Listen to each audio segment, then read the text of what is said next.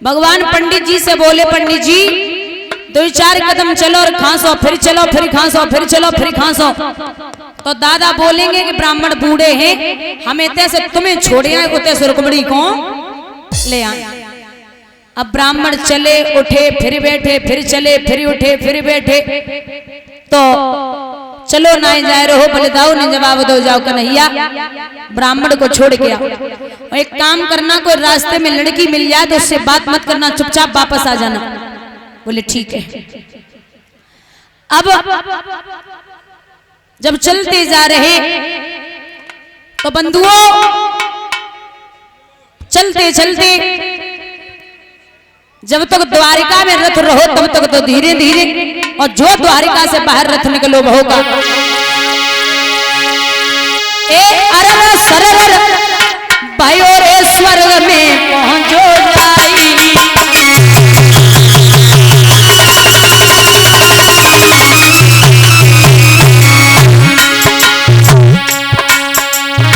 आसमान पे पंडित पंचो गए हैं घबराई।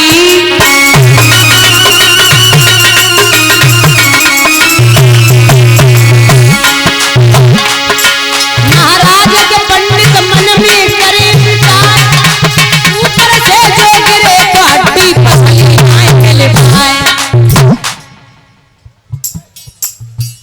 पंडित मन ही मन में कहे अईर जानरे में परिये।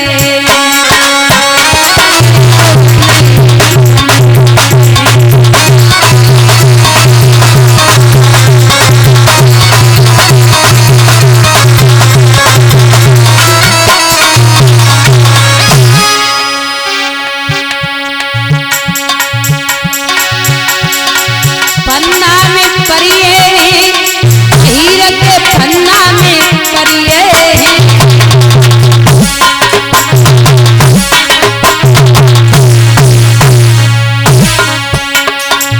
पंडित मन ही मन में कहे हीर के पन्ना में फंसिए।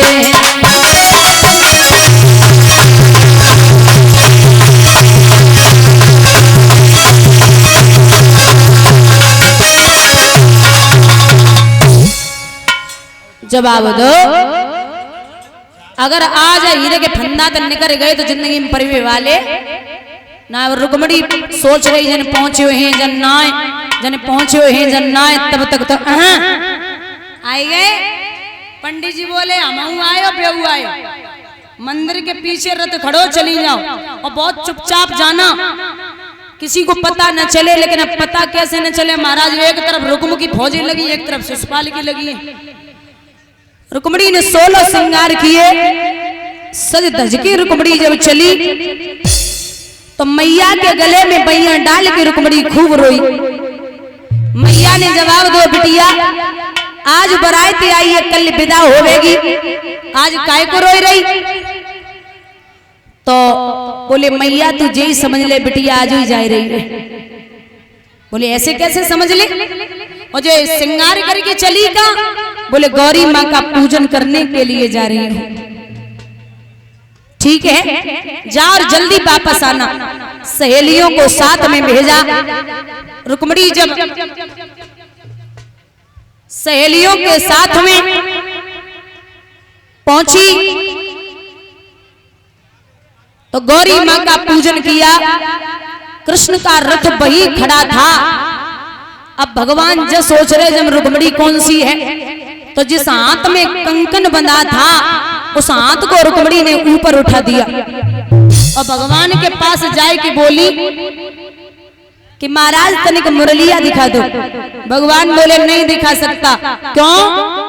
क्योंकि कुबेर के गढ़ा में एक पेड़ जमो, मैंने मुरली के नाम कटाई धरो है। शेष ने काटी महेश ने पेड़ी, ब्रह्मा ने सनकादि करी है और विष्णु जी ने छेद करे और नारद जी ने देख धरी है। सो मांग रही हमसे मेरे अरवन खरवन की बसुरी। ये मुरलिया बड़ी मुश्किल से मिली। रुक्मणी बोली हाथ आगे बढ़ाओगे? जैसे ही भगवान ने हाथ आगे को बढ़ायो दादा, तो हाथ पकड़ के रुक्मिणी रथ पे चढ़ी। तब तक शिशुपाल ने पीछे से आवाज लगाई, खड़ा हो जा, अभी तक तो माखन चुराता रहा, अब लड़कियों को चुराने का नंबर लगा दिया, खड़ा हो। रुक्मिणी बोली, जब ब्याह करवे को आए दिन तो बातें कर ले। तो जैसी महाराज रुक्मिणी को भगवान ने साइड से बिठायो और युद्ध के लिए जब तैयार हुए, और ये बलिदाऊ ने विचार करो कि कन्हैया आवे तक ना आए, तो बलिदाऊ हल और मूसल उठाए के पहुंचे। तो जैसे ही हल और मूसल उठाए के रथ में देखो रुक्मिणी को, तो जवाब दो कृष्ण, मैंने पहले ही कहा था कि किसी लड़की के चक्कर में मत पड़ना, लेकिन तुम नहीं माने। भगवान बोले, भैया कैसी बातें कर रहे हो, हम तो बहुत सीधे, ये तो जबरदस्ती आई हैं, हमने तो बहुत मना करी, जे मानी ना। तो रुक्मिणी से पूछी, है देवी आप अपने मन से आई हो? बोले हाँ। बलिदाऊ बोले, फिर क्या चिंता है, फिर तो ये धान हमारे मूसल के लिए बहुत कम है, युद्ध करो। शिशुपाल से जब युद्ध हुआ, बुजुर्गों शिशुपाल ये कह के आया था कि अगर मैं रुक्मिणी को न ला पाया तो दोबारा चंदेरी में मुंह नहीं दिखाऊंगा। इसने एक नगर बसाया है भोजकट नाम का, जो इटावा में पड़ता है, बरधना के नाम से विख्यात है। अब रुक्म ने आवाज लगाई कि कन्हैया, शिशुपाल को परास्त कर दिया, तू ये मत सोचना कि मैं या निहत्ता हूं, मेरे हाथ में कुछ भी नहीं, तू मेरी बहन को ले जाएगा। तो बलिदाऊ बोले, इसका क्या करना? भगवान बोले, करना क्या है, मार दो। जो ये कहा कि मार दो, तो झपट के रुक्मिणी ने भगवान के पांव पकड़े, कन्हैया क्या कर रहे हो? अरे नाथ, भैया पे हाथ मत उठा देना, क्यों? बेचारा है, बंधुआ भी है, ये नाथ तुम्हारा चेहरा है और बूढ़े बाप की निशानी है, मत मारो भाई, मेरा है, इसे छोड़ दो। और तुम्हें ना पता कन्हैया,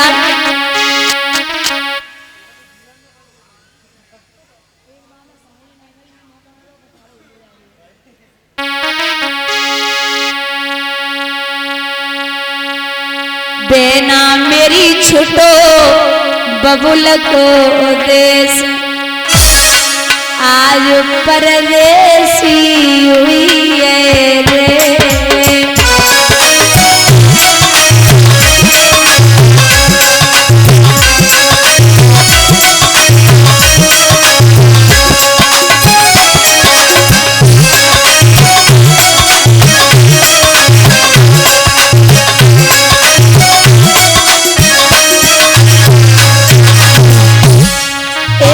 बबुल के दिल में दुख भरे,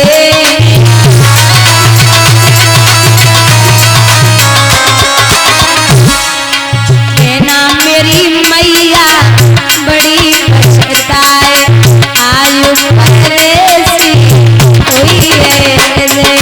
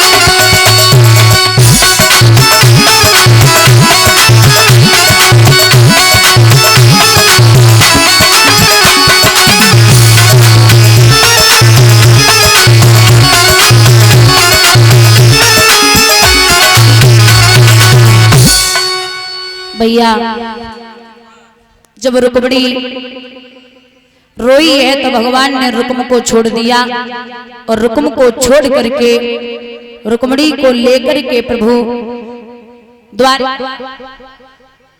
नगरी में आए। बड़े विधि विधान के साथ में भगवान का पहला विवाह रुक्मिणी जी से हुआ।